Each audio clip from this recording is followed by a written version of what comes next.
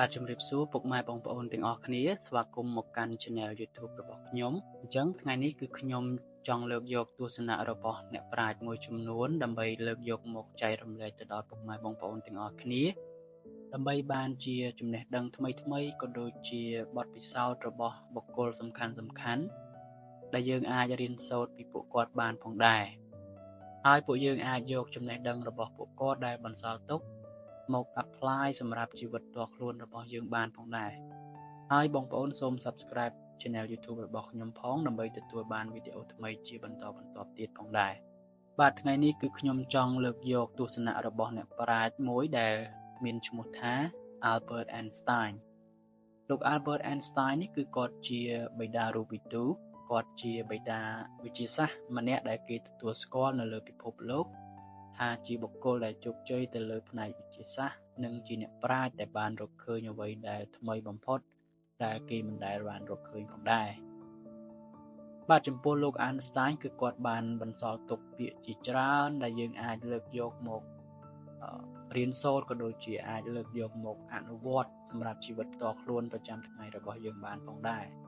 ប៉ុន្តែថ្ងៃនេះគឺខ្ញុំសូមលើកយកចំនួន5ឃ្លា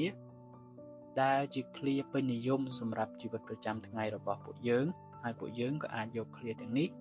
មកអនុវត្តសម្រាប់ជីវិតផ្ទាល់ខ្លួនរបស់យើងបានផងដែរបាទឃ្លាទី1គឺលោក Einstein គាត់បានប្រាប់ថា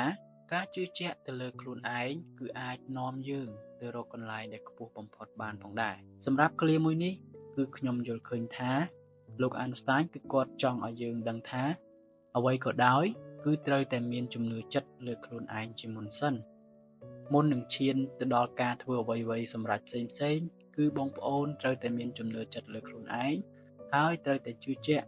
លើសមត្ថភាពដែលខ្លួនមានហើយសូមកុំវាតម្លៃក៏ដូចជាបង្អាប់បង្អោនសមត្ថភាពក៏ដូចជាទេពកោសល្យរបស់ខ្លួនឲ្យសោះពីព្រោះការមើលងាយក៏ដូចជាបង្អាប់បង្អោនសមត្ថភាពរបស់ខ្លួននេះគឺវាអាចធ្វើឲ្យយើងក៏ដូចជារាំងស្ទះអ្វីដែលយើងចង់ធ្វើក៏ដូចជាផលដែលយើងនឹងសម្រេចបាននៅថ្ងៃអនាគតផងដែរពីព្រោះការដែលមើលងាយសមត្ថភាពខ្លួនឯងវាបានបំបាក់ទឹកចិត្តយើងមុនបាត់ទៅហើយគឺវាបានធ្វើឲ្យយើងដឹងថាអូខ្លួនយើងគ្មានសមត្ថភាពខ្លួនយើងចាញ់គេក៏ដូចជាខ្លួនយើងនឹងទៅមិនដល់គេនោះទេដូច្នេះហើយយើងនឹងមិនហ៊ានធ្វើអ្វីដែលយើងចង់ធ្វើនោះទេពីព្រោះយើងបានបង្អាប់សមត្ថភាពរបស់ខ្លួនឯងបាត់ទៅហើយដូច្នេះលោក Einstein គាត់បានរំលឹកថា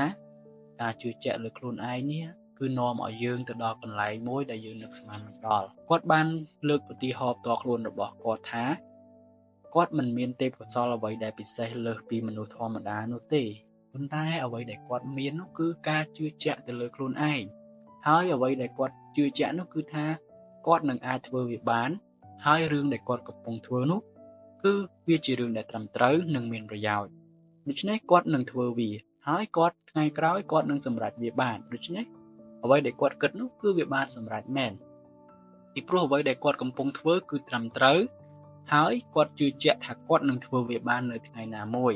បាទនេះគឺជារឿងដែលគាត់បានលើកឡើងអំពីបទពិសោធន៍ផ្ទាល់ខ្លួនរបស់គាត់ចំពោះឃ្លានេះបាទអញ្ចឹងតោះយើងទៅមើលឃ្លាទី2ឃ្លាទី2គឺលោក Albert Einstein គាត់បានប្រាប់ថានៅលើโลกយើងនេះគ្មានអ្វីដែលអាចមកជំនួសបទពិសោធន៍ផ្ទាល់ខ្លួនរបស់យើងបាននោះទេបាទចំពោះឃ្លានេះខ្ញុំយល់ឃើញថាគឺវាពិតជាល្អពីព្រោះលោក Einstein គាត់ចង់ប្រាប់យើងថាមនុស្សម្នាក់តែងឆ្លងកាត់នៅបទពិសោធន៍រៀងៗខ្លួនហើយបទពិសោធន៍ទាំងនោះវាអាចជួយឲ្យយើងស្គាល់ក៏ដូចជាដឹងអ្វីដែលពិតហើយមានអារម្មណ៍ថារឿងទាំងនោះគឺយើងបានធ្លាប់ជួបធ្លាប់ដឹងនិងបានធ្វើវាដោយផ្ទាល់ផងដែរវាខុសពីការរៀនសូត្រដែលយើងគ្រាន់តែរៀននៅសាលាក៏ដូចជាដឹងតាមការអានសៀវភៅផ្សេងៗប៉ុន្តែយើងមិនធ្លាប់ជួបផ្ទាល់នោះទេដូច្នេះលោក Einstein គាត់បានប្រាប់ថាបទពិសោធន៍ផ្ទាល់ខ្លួននេះគឺសំខាន់ខ្លាំងណាស់គាត់បានលើកឧទាហរណ៍សម្រាប់ឃ្លានេះថាដូចជាមនុស្សមួយចំនួនដែលពួកគេចូលចិត្តចំណាយពេលអានសៀវភៅយ៉ាងច្រើនហើយពួកគេចូលចិត្តចង់ដឹងអំពីគំនិតរបស់អ្នកដទៃនៅក្នុងសៀវភៅឬមួយក៏នៅតាមអ្វីផ្សេងរហូតធ្វើឲ្យពួកគេភ្លេចខ្លួនថាពួកគេមានខួរក្បាលមួយសម្រាប់គិតពិចារណាហើយពួកគេបានប្រើប្រាស់ខួរក្បាលរបស់ពួកគេនោះតិចតួចបំផុតសម្រាប់គិតធ្វើឲ្យពួកគេធ្លាក់ខ្លួនទៅក្នុងមនុស្សម្នាក់ដែលមានទម្លាប់ខ្ជិលគិតឬក៏គិតបានតិចតួចបំផុតហើយគាត់បានបន្ថែមទៀតថា ដូចជាមនុស្សដែលចូលចិត្តមើលខ្សែភាពយន្តដូច្នោះដែរពួកគេតែងស្រមើស្រមៃជីវិតខ្លួនទៅក្នុងខ្សែភាពយន្តនោះ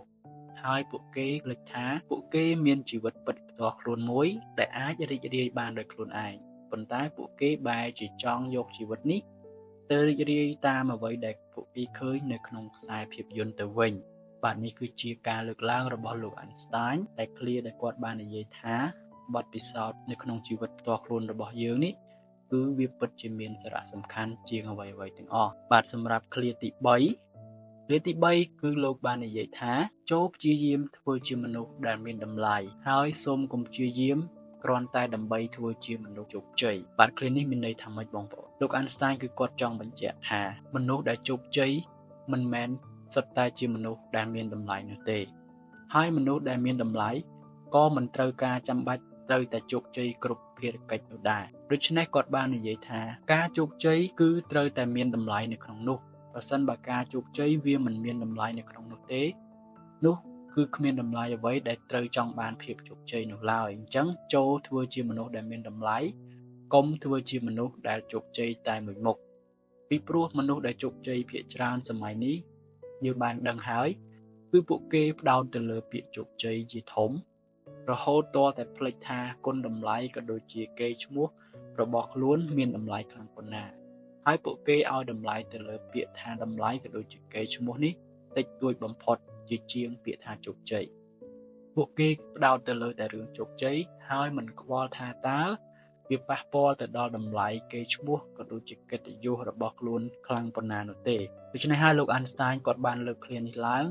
ដើម្បីទុកជាសារដាស់តឿនទៅដល់មនុស្សជំនាន់ក្រោយៗទៀតឲ្យដឹងថាមនុស្សដែលមានតម្លៃគឺមិនមែនសុទ្ធតែត្រូវការភាពជោគជ័យនោះទេមនុស្សដែលមានតម្លៃគឺពួកគេសុខចិត្តរស់នៅប្រកបដោយភាពថ្លៃថ្នូរប្រសើរជាងជោគជ័យប៉ុន្តែអាប់អោនកិត្តិយសកេរ្តិ៍ឈ្មោះបាទបងប្អូនអញ្ចឹងយើងទៅមើលឃ្លាទី4ឃ្លាទី4គឺលោក Einstein គាត់បាននិយាយថាការស្រមើស្រមៃគឺពិតជាមានឥទ្ធិពលខ្លាំងបំផុតអញ្ចឹងឃ្លានេះខ្ញុំយល់ឃើញថាមនុស្សយើងគឺត្រូវតែបង្កើតក្តីស្រមៃឲ្យបានហើយក្តីស្រមៃនោះយើងត្រូវតែផ្ដោតទៅលើរឿងវិជ្ជមាននិងរឿងដែលអាចទៅរួចផងដែរពេលខ្លះក្តីស្រមៃកើតមានប៉ុន្តែផ្ដោតទៅលើរឿងហួសហេតុហួសប្រមាណដែលយើងអាចធ្វើបាននោះបានធ្វើត្រឹមតែឲ្យយើងខកចិត្តប៉ុណ្ណោះប៉ុន្តែនៅក្នុងនេះលោក Einstein គាត់ចង់បញ្ជាក់ថាចូលបង្កើតក្តីស្រមៃហើយក្តីស្រមៃនោះត្រូវតែអមជាមួយនឹងចំណេះដឹងនិងបទពិសោធន៍ផ្ទាល់ខ្លួនដែលយើងមានដូច្នេះនៅពេលដែលយើងចង់សម្រេចអ្វីហើយយើងមានក្តីស្រមៃចំណេះដឹងនិងបទពិសោធន៍បូកបញ្ចូលគ្នានោះអ្វីដែលអស្ចារ្យវានឹងអាចកើតមានឡើងបានគាត់បានលើកឡើងទៀតថាក្តីស្រមៃនេះគឺវាមានតម្លៃធំធេងជាងចំណេះដឹងទៅទៀតពីព្រោះចំណេះដឹងគឺវាមានដែនកំណត់ហើយយើងអាចរៀនសូត្របានប៉ុណ្ណាគឺយើងចេះប៉ុណ្ណោះប៉ុន្តែក្តីស្រមៃគឺវាមិនមានដែនកំណត់នោះឡើយគឺយើងអាចស្រមៃធំធេងខ្លាំងណាស់រហូតទាល់តែក្តៅពិភពលោកទាំងមូលបានទៀតផងសម្រាប់ក្តីស្រមៃរបស់យើងដូច្នេះសូមបងប្អូនបង្កើតក្តីស្រមៃអមជាមួយចំណេះដឹងនិងបទពិសោធន៍ដូច្នេះអ្វីដែលអស្ចារ្យវានឹងអាចកើតមានឡើងចំពោះជីវិតរបស់យើងផងដែរបាទអញ្ចឹងបងប្អូនយើងទៅមើលឃ្លាទី5ដែលជាឃ្លាចុងក្រោយសម្រាប់ថ្ងៃនេះឃ្លាទី5គឺលោក Einstein គាត់បាននិយាយថាជីវិតមួយនេះគឺត្រូវតែរស់ឲ្យបានជាប្រយោជន៍ដល់អ្នកដទៃផងអញ្ចឹងឃ្លានេះខ្ញុំយល់ឃើញថាលោក Einstein គាត់ចង់ប្រាប់យើងថាជីវិតយើងម្នាក់ៗគឺរស់នៅក្នុងការពឹងអាស្រ័យគ្នាទៅវិញទៅមកដូច្នេះវប្បធម៌នៃការចែករំលែកគ្នាក៏ដូចជាការអាស្រ័យទំនាក់ទំនងជួយគ្នាទៅវិញទៅមកគឺវាពិតជាសំខាន់ហើយអ្វីដែលយើងអាចចែករំលែកបានគឺយើងគួរតែចែករំលែកទៅកាន់អ្នកដទៃផងមិនត្រូវរស់នៅធ្វើជាមនុស្សអាត្មានិយមគិតតែពីប្រយោជន៍ផ្ទាល់ខ្លួន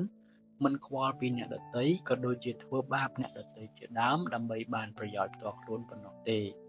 ដូច្នេះជីវិតដែលមានតម្លៃសម្រាប់ Einstein គឺគាត់បាននិយាយថាគឺរស់នៅដើម្បីបានប្រយោជន៍ដល់អ្នកដទៃហើយនឹងជួយដល់គេឯងផងដែរមិនមែនរស់នៅសម្រាប់តែខ្លួនឯងប៉ុណ្ណោះទេ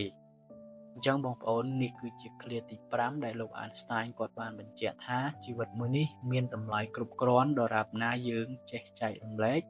ហើយនឹងធ្វើអ្វីដែលជាប្រយោជន៍ដល់ជនដទៃផងដែរបាទបងប្អូនទាំងអស់គ្នានេះគឺជាឃ្លាទាំង5ដែលលោក Albert Einstein គាត់បានបន្សល់ទុក ហើយមានឃ្លាជាច្រើនទៀតដែលគាត់បានបន្សល់ទុកប៉ុន្តែនេះគឺជាឃ្លាទាំង5ដែលល្បីល្បាញសម្រាប់ជីវិតប្រចាំថ្ងៃរបស់ពួកយើងជំនាន់ក្រោយដូច្នេះខ្ញុំលើកយកតែ5ឃ្លានេះសម្រាប់វីដេអូនេះហើយបងប្អូនអាចធ្វើការ comment នៅខាងក្រោមវីដេអូនេះបាននៅអ្វីដែលបងប្អូនយល់ឃើញថាមិនសមរម្យក៏ដូចជាបងប្អូនមានការមិនពេញចិត្តសម្រាប់ការលើកឡើងរបស់លោក Einstein ក៏ដូចជាការបកស្រាយរបស់ខ្ញុំគឺបងប្អូន comment នៅខាងក្រោមវីដេអូនេះហើយសូមបងប្អូន comment ដោយការទទួលខុសត្រូវក៏ដូចជាក្រមសីលធម៌និងវិជ្ជាជីវៈផងដែរសូមធ្វើជាមនុស្សថ្លៃថ្នូរនិងធ្វើជាមនុស្សដែលមានចំណេះដឹងផងដែរបាទខ្ញុំនឹងទទួលរាល់ comment ដែលបងប្អូន comment នៅខាងក្រោមហើយយើងនឹងធ្វើការរៀនសូត្រក៏ដូចជាចែករំលែកបទពិសោធន៍និងចំណេះដឹងគ្នាទៅវិញទៅមកផងដែរអញ្ចឹងបងប្អូនជាចុងក្រោយសូមកុំភ្លេច Subscribe Channel YouTube របស់ខ្ញុំផងដើម្បីទទួលបានវីដេអូថ្មីៗជាបន្តទៀតនិងបង្កើនចំណេះដឹងក៏ដូចជាបទពិសោធន៍ជាមួយគ្នាផងដែរបាទថ្ងៃនេះគឺខ្ញុំមានប៉ុណ្ណឹងអញ្ចឹងសូមអរគុណជួបគ្នានៅវីដេអូក្រោយ